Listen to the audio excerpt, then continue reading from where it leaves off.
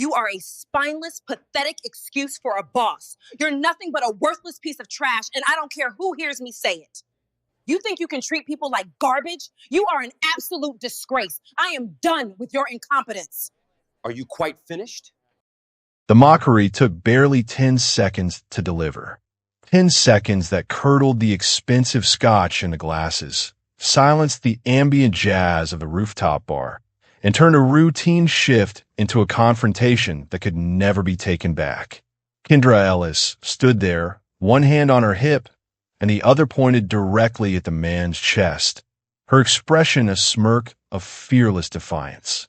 She was ready to humiliate him, to put this arrogant titan in his place before the eyes of the city's elite. But Nam Hyun-ki didn't flinch, didn't bark an insult, and didn't reach for his white cane to strike. He sat there, a sharp-suited monolith in dark sunglasses, his stillness casting a long, mysterious shadow over the polished mahogany bar. His presence was suffocating, shoulders squared like a fortress, posture composed and unreadable, suggesting an authority that owned the very air in the room. It was a terrifying, quiet power, the kind that didn't need to see the world to control it. Kendra's pointing finger twitched. For a heartbeat, she wondered if she had overplayed her hand, if her red on this man had led her into a trap she couldn't escape. The bartender stood frozen, cocktail shaker mid-motion, as the surrounding guests watched with wide eyes and open mouths. The air at the Oak Room grew heavy and static, as if the floor-to-ceiling windows were closing in to trap them all. "You can hide behind the glasses and the cane, honey," Kendra said, her voice lower and steadier than the pounding of her heart. "But in this room, you're just another man who thinks he's invisible." Hyun-ki's head tilted slightly toward her voice. Behind the dark lenses, his face remained a serious, unreadable mask, yet he searched the air between them with a raw, desperate focus. It was as if her voice were the only lighthouse in a world of sudden, violent darkness. He didn't look away, and he didn't reach for a holster. Instead, he simply sat in the center of the chaos, a monolith of iron and secrets. "Is that what you see?" Hyun-ki finally asked, his voice a low, vibrating hum that seemed to vibrate the glass of scotch on the counter. "A man hiding?" Kendra didn't struggle to maintain her gaze. She anchored herself with the confidence she had built over years of dealing with the city's most dangerous egos. She reached into the concrete of the moment and searched for a pulse, unaware that she had just stepped into the path of the storm that had been brewing long before he entered her bar.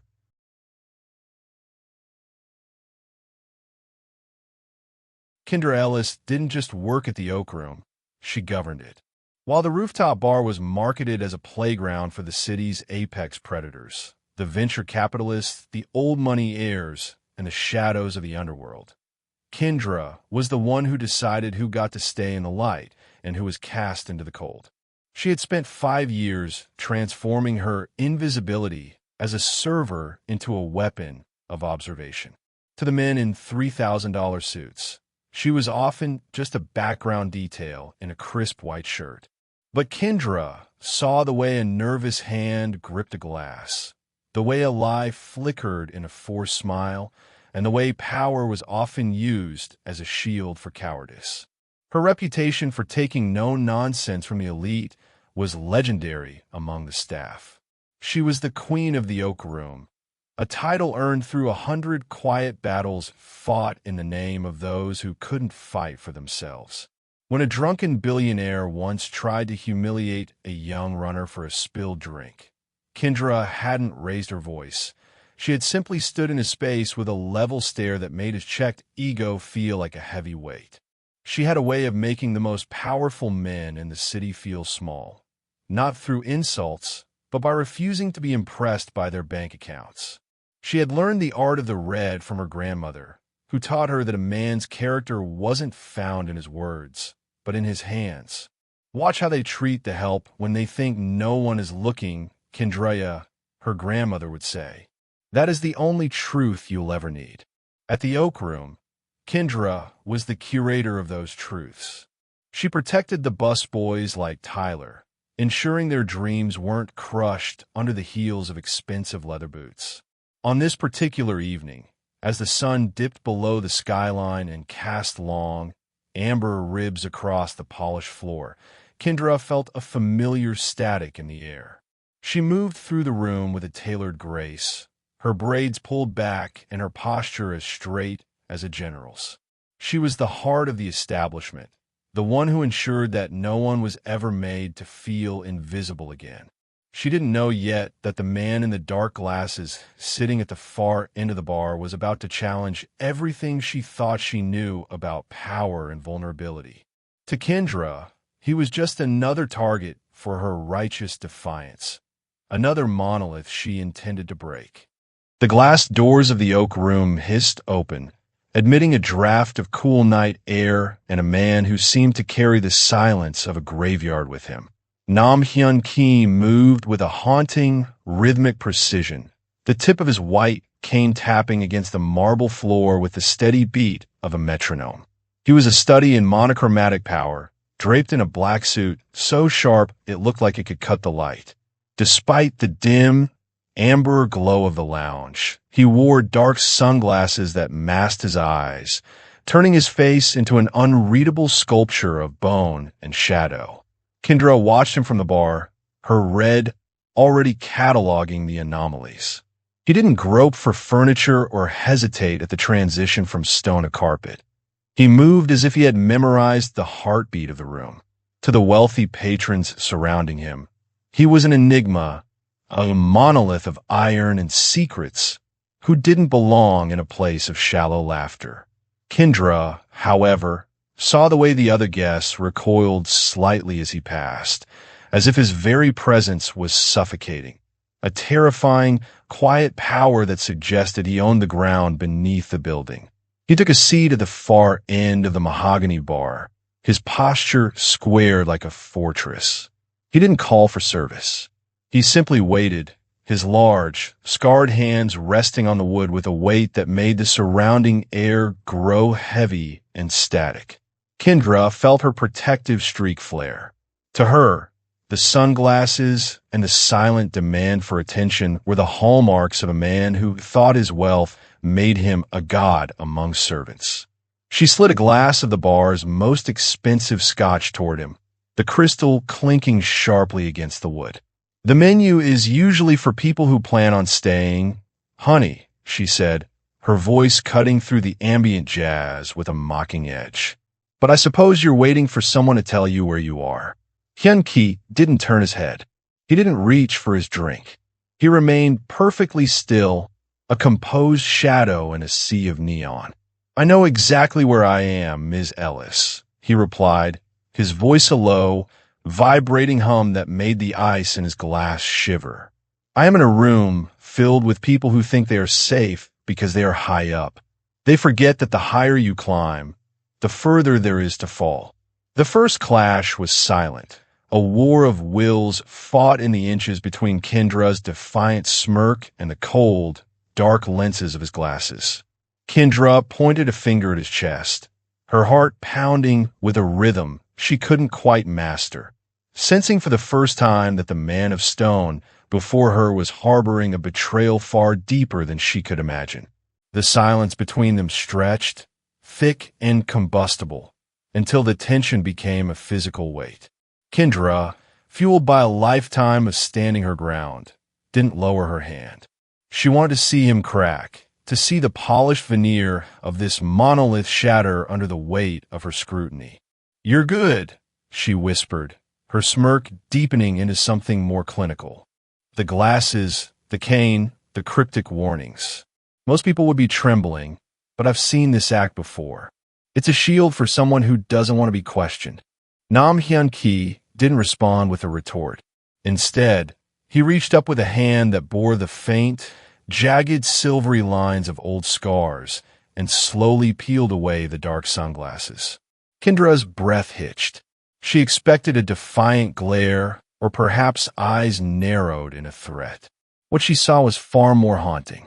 His eyes weren't just damaged. They were clouded with the milky, fractured light of a trauma that was fresh and raw. This wasn't the slow decline of age. It was the violent aftermath of a betrayal. The skin around his temples bore the faint, red marks of healing burns, the kind left by an explosion or a flash. The realization hit Kendra like a physical blow. The cane wasn't a prop for a power play, and his stillness wasn't arrogance. It was the hypervigilance of a man whose world had recently turned into a void. For the first time, her red had failed her, and the guilt tasted like copper in the back of her throat. This wasn't a predator. He was a king who had been blinded and hunted, seeking the only place where his enemies might hesitate to strike, a room full of witnesses. The glasses aren't to hide my eyes from you, Ms. Ellis, Hyun-Ki said, his voice dropping to a gravelly, intimate register. They're to hide the fact that I can no longer see the men who are coming to kill me. In my world, a leader who cannot see is a leader who is already dead. As if on cue, the heavy glass doors of the elevator at the far end of the bar chimed. Two men in charcoal suits stepped out. Men with the flat, predatory eyes of sharks and hands tucked suggestively into their jackets. They didn't look like customers. They looked like cleaners. Kendra saw the way Hyun-Ki's jaw tightened, his ears tracking the heavy, rhythmic gait of the newcomers. The Oak Room was no longer a stage for a waitress to prove her dominance.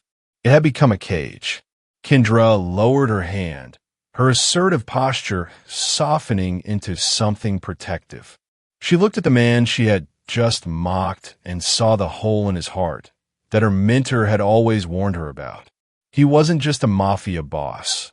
He was a man standing on the edge of a precipice, and she was the only one who realized the floor was about to drop.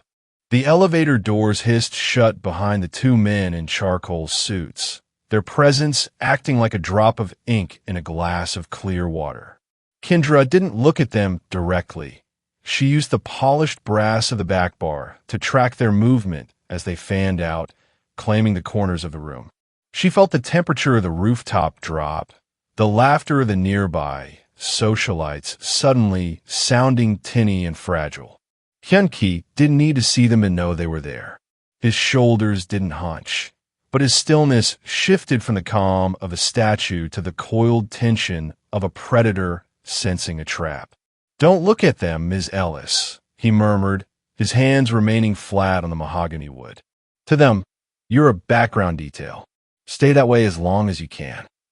Kendra leaned in, pretending to wipe a spill near his glass, her braids shielding her face from the room. "Who are they?" she whispered, her voice tight. "And why are you here? If you're a king in exile, this is a hell of a place to hide." "A king is only safe in two places," Hyun-Ki replied, his sightless eyes fixed on a point only he could perceive. "In a fortress or in the center of a crowd where his execution would be a public scandal. My fortress was burned from the inside out 3 nights ago. My own lieutenants, men I raised from nothing, decided my vision was too focused on the future and not enough on the blood of the past. They used a flash charge in my study. They wanted me dead, but they settled for taking my sight." He paused, the muscle in his jaw jumping. "They think a blind man cannot lead. They think I'm a ghost haunting my own empire. I came to the Oak Room because your manager is one of the few men in this city who still owes me a debt of life. I thought I could find sanctuary here, but the shadows move faster than I anticipated." Kendra looked at the men in the suits again through the reflection. They were checking their watches, their eyes scanning the staff, not just the patrons. She realized then that this wasn't a social visit or a negotiation. It was a harvest. They don't just want you, Kendra realized, her heart hammering against her ribs. They're checking the exits. They're going to clear the room. They're going to kill the monster and anyone who witnessed his end, Hyun-Ki said, finally reaching for his scotch, his fingers finding the glass with a heartbreaking accuracy. "I am sorry, Kendra. I didn't come here to bring the storm to your door. I came here because I thought I could still see a way out. I was wrong. Kendra looked at his scarred hands, then back at the enforcers. The red she had practiced for years finally clicked into place, but this time it wasn't about judgment. It was about survival. "You might be blind, Hyun Ki," she whispered, "but you're not a ghost yet. And I know every inch of this building that those suits don't." The clink of the cocktail shaker stopped abruptly, the metallic rhythm that usually defined the bar's heartbeat dying in midair. Marcus, the bartender, stood frozen, his mouth slightly open as he tracked the two men in charcoal suits. He didn't need Kendra's red to understand that the atmosphere had shifted from luxury to lethality. He had seen enough of the city's underbelly to know when the air was about to turn into lead. His eyes met Kendra's over the rim of a crystal glass, a silent, panicked question passing between them. The Oak Room, once a sprawling sanctuary of light and amber scotch, suddenly felt like a cage of glass. The staff, the runners, the bussers, the young girls from the coat check began to feel the static. They moved with a new, jagged hesitation, their eyes darting toward the VIP corners where the new guests had taken up their silent vigil. These men weren't looking at the menus. They were looking at the exits, their gazes sweeping over the room with the mechanical coldness of scanners. "Marcus," Kendra murmured, her hand still resting near Hyun Ki's scarred fingers, "slow down. Don't let them see you've noticed."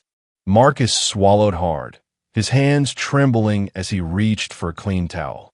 He began to polish a glass with a frantic, repetitive motion that betrayed his terror. The bartender's silence was a well-known phenomenon at the bar, a moment where the background noise of service fell away, leaving only the predatory intent of the wolves in the room. Hyun Ki's head tilted, his ears capturing the subtle shifts in the room's acoustics. He heard the way the staff's footsteps had become uneven, the way the ambient chatter of the socialites had taken on a thin, nervous edge. "They're closing the perimeter," he said, his voice barely a breath. "They aren't waiting for the crowd to leave. They are preparing to mask the sound of the end with the music." Kendra saw one of the enforcers tap his earpiece and nod toward the bar. They were no longer just watching. They were identifying. They were looking for the blind king and the waitress who had dared to stand in his shadow. The realization that her life was now tethered to the man she had mocked just minutes ago settled in her gut, like cold iron. "Tyler," Kendra hissed as a young busboy passed by, his face pale. "Go to the service elevator. Tell the kitchen to shut down the gas. Now." She looked back at Hyun Ki, her posture snapping back into that of the queen of the Oak Room. The mockery was gone, replaced by a fierce, protective focus. The staff was looking to her, their silent leader, as the wolves began their final approach. The wait was over. The storm had officially made landfall. Kendra's grandmother used to say that the eyes were the biggest liars in the human body. "They see the glitter, Kendraya, but they miss the rust underneath," she would mutter while shelling peas in their small kitchen. She taught Kendra that true vision was a tactile thing, a resonance felt in the chest when someone's spirit brushed against yours. Looking at Nam, Hyun Ki now, stripped of his glasses and his terrifying aura of invincibility, Kendra finally understood what the old woman meant. She reached out, her fingers grazing the rough, scarred skin of his knuckles as she pretended to clear a stray napkin. In that brief contact, she didn't feel the cold steel of a mafia boss. She felt the frantic, fluttering pulse of a man who had spent 48 hours in a world made of nothing but sound and fear. She saw the way he leaned imperceptibly toward her, not for protection, but for the grounding reality of a human voice that didn't want anything from him. "My grandmother used to tell me that a man's title is just a coat he wears," Kendra whispered, her braids brushing her shoulder as she leaned closer. "You take the coat off, and you find out if there's a heart beating or just a hollow space filled with concrete." Hyun Ki's sightless eyes flickered, a ghost of a smile touching his lips. "And what do you see now, Ms. Ellis?" Now that the coat is gone, Kendra looked past the monolith of iron and saw the exhaustion etched into the lines of his face. She saw a man who had been so busy building a fortress that he hadn't noticed the rot in the foundation until the walls came crashing down. He wasn't the predator she had mocked. He was a survivor who had lost his light. The realization was a sharp, humbling needle through her pride. Her Red hadn't been wrong about his power, but it had been entirely blind to his pain. "I see a man who's tired of being a monster," she said softly. For a second, the heavy, static air of the rooftop seemed to thin. Hyun-Ki's hand turned over, his palm meeting hers in a silent acknowledgement of the truth. In that touch, the waitress and the boss were gone, replaced by two people standing on the edge of storm. Kendra realized that her grandmother's lesson in vision was her true inheritance. She wasn't just here to serve drinks or keep the peace. She was here to be the eyes for a man who had been betrayed by the very world he created. The shadows were moving in, but for the first time that night, Kendra wasn't afraid. She finally saw him. The atmospheric jazz of the Oak Room was suddenly severed, replaced by the heavy, mechanical thud of a circuit breaker being tripped. In an instant, the glittering city skyline outside the floor-to-ceiling windows became the only source of light, casting the lounge into a skeletal landscape of deep blues and jagged shadows. A collective gasp rose from the socialites, but the bartender's silence had already predicted this. The transition was seamless for the predators. The two men in charcoal suits didn't fumble.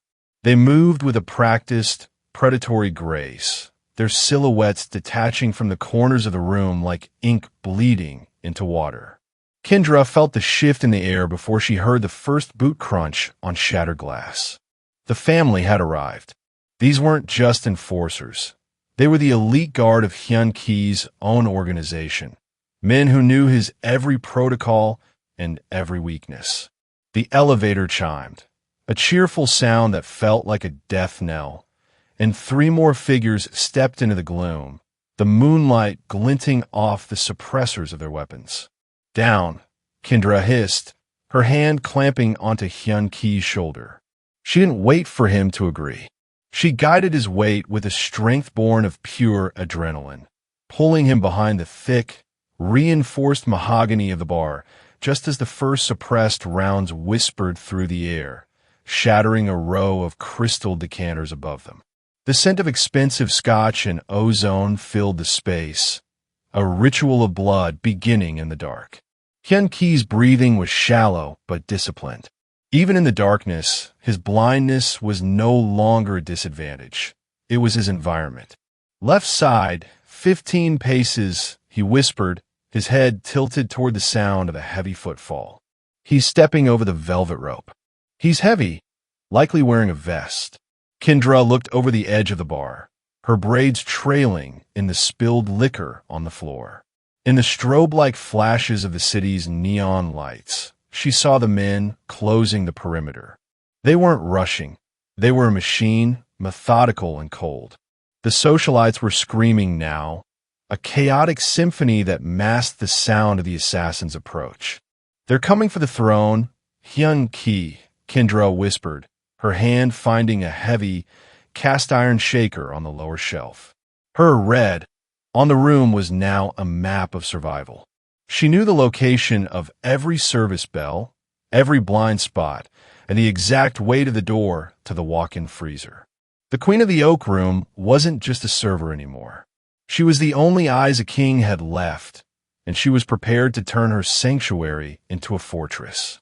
The siege had begun, and the shadows were no longer a place to hide. They were the battlefield. Kendra's world had narrowed to the sound of Hyun-Ki's breathing and the rhythmic, terrifyingly calm footsteps of the men hunting them. She didn't lead him by the hand like a child. She placed his palm firmly on her shoulder, becoming the anchor for his world of echoes. 4 steps to the swinging door. She whispered, her voice a ghost of a sound against the backdrop of crashing plates and distant shouts. The floor transitions to tile. It's slick with spilled oil. Stay low. They slipped into the industrial kitchen, a labyrinth of stainless steel that reflected the erratic flashes of the city's neon lights. The usual heat of the stoves had been replaced by a damp, metallic chill. To the assassins, this was a maze of dead ends, but to Kendra, it was her kingdom. She knew the exact position of the prep tables and the treacherous reach of the hanging copper pots. "Stop," Hyun-Ki breathed, his fingers tightening on her shoulder. "The one in the charcoal suit. He's by the walk-in. I can hear the click of his safety." Kendra peered through the gap between a cooling rack and a stack of crates. He was there, a shadow silhouetted against the frost fog of the freezer. He was moving with the mechanical precision of a wolf, his weapon leading the way. Kendra felt a surge of that protective fire that had earned her her title. She reached out, her hand finding a heavy steel ladle. With a sharp, practiced flick, she sent it clattering against the opposite wall. The distraction worked. As the enforcer pivoted toward the noise, Kendra guided Hyun-Ki into the service elevator's narrow alcove. She didn't use the light. She felt for the manual override lever she had seen the technicians use a dozen times. The elevator groaned, a low, guttural protest, as the door slid shut just as a bullet sparked off the steel frame. Inside the cramped, vibrating box, the air was thick with the scent of ozone and the heavy weight of their shared adrenaline. "You move like someone who has lived in the dark for years, Ms. Ellis," Hyun-Ki murmured, his sightless eyes fixed on the ceiling as they descended. "I've spent my life watching people who didn't think I existed," Kendra replied, her heart finally slowing its frantic pace. "In this building, I am the only one who truly sees the path." She looked at him, the man of stone, who had been hunted into her corner of the world. He wasn't a monolith anymore. He was a partner. As the elevator jolted to a halt at the basement level, Kendra realized the game of hide-and-seek was shifting. They weren't just running anymore. They were preparing to strike back from the shadows they now shared. The basement of the Oak Room was a labyrinth of concrete and shadow, smelling of damp earth and old machinery. The service elevator doors groaned open to reveal Minho, the lead lieutenant who had orchestrated the betrayal, standing under a single flickering bulb. He wasn't alone. Two enforcers flanked him, their suppressed pistols raised. Minho's face was a map of cold ambition, his eyes fixed on the blind man who had once been his mentor. "You should have died in the fire, Hyun-Ki," Minho sneered, his voice echoing off the narrow walls. "A blind king is just a ghost taking up space on a throne." Hyun-Ki didn't flinch. He stood perfectly still, his hand still resting on Kendra's shoulder, his posture that of a monolith in the center of a storm. "A king sees with more than just his eyes, Minho," he replied, his voice a low, vibrating hum that seemed to vibrate the very air in the basement. "He sees the rot in a man's heart long before the man himself does." Kendra felt the weight of the moment, the point of the blade, where history would be written in blood or mercy. She leaned in, her voice a ghost of a whisper in Hyun-Ki's ear. 3 paces to your right is the industrial steamer valve. The one in the charcoal suit has his finger on the trigger. The other is looking at the door. She didn't just give him coordinates. She gave him a map of the intent in the room. When Minho stepped forward, the metal of his weapon glinting in the dim light, Kendra acted. She reached out and yanked the heavy iron lever of the steamer. A wall of white, scalding vapor hissed into the air, blinding the enforcers and creating a chaotic, opaque veil. In the confusion, Hyun-Ki moved with the terrifying, rhythmic precision of a man who had mastered the dark. He didn't need to see the targets. He tracked the sound of panic breathing and the frantic click of safeties. With a single, fluid motion, he disarmed the first enforcer, using the man's own momentum to send him crashing into a stack of crates. By the time the steam cleared, Hyun-Ki was standing inches from Minho, the tip of a discarded blade resting precisely against the lieutenant's throat. Minho's eyes were wide with a terror that transcended physical pain. He was looking at a man who had been broken and blinded, yet stood more powerful than ever. The machine only works if the parts are loyal, Minho, Hyun-ki whispered, his sightless eyes fixed on the point where the blade met skin. You forgot that the heart is the only engine that matters. Kendra stood behind him, her hand steady on the steamer valve, her red on the situation now absolute. The queen of the oak room and the king of the shadows had reached the final move. The ritual of blood was over. The ritual of justice was about to begin. The blade remained a cold, unwavering line against Minho's throat, but the expected ritual of blood did not follow. Nam Hyun-ki stood in the center of the basement's suffocating silence, his sightless eyes fixed on a point far beyond the terrified man before him. The enforcers, still coughing from the lingering steam, watched as their former leader held the life of their new boss in a single, scarred hand. Kendra watched Hyun-ki's face, searching for the monster she had once mocked. Instead, she saw profound, weary clarity. The man of stone was finally breaking, but it wasn't into pieces. It was into something human. I could kill you, Minho, Hyun-ki whispered, the sound carrying more weight than a shout. I could leave your body in the concrete of this basement and reclaim my throne with a pile of corpses. That is the machine you understand. That is the family you wanted to lead. He slowly lowered the blade, the metal clinking as it hit the floor. The sound was a definitive end to an era. But a king who rules only by the blade is eventually blinded by his own shadow. I am done being a monster. If you want this life, this cycle of ash and betrayal, then take it, but you'll do it outside of the city. You, and any man who still believes fear is the only language we speak, are exiled. If I see your face again, it won't be a blind man you're facing. It will be the ghost of everything you've ever feared. Minho scrambled back, his ambition replaced by a raw, primal urge to survive. He looked at the enforcers, then at the waitress who stood like a sentinel beside the blind man, and realized the red had changed. The power had shifted not back to the Mafia, but to a new, unrecognizable alliance. As the traders retreated into the night, Hyun-ki let out a long, shuddering breath, his shoulders finally dropping as the last of the iron tension left his body. He wasn't a boss or a legend in that moment. He was just a man, finally home in the dark. You didn't kill him, Kendra said softly, stepping closer. No, Hyun-ki replied, turning his head toward her voice. He is already dead. He just doesn't know it yet. A man without loyalty has no ground beneath his feet. He reached out, his hand finding hers not for guidance, but in a silent, mutual respect.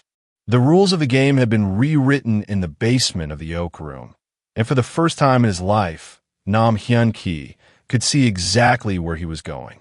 The oak room reopened its doors on a crisp autumn evening, but the air inside had shifted.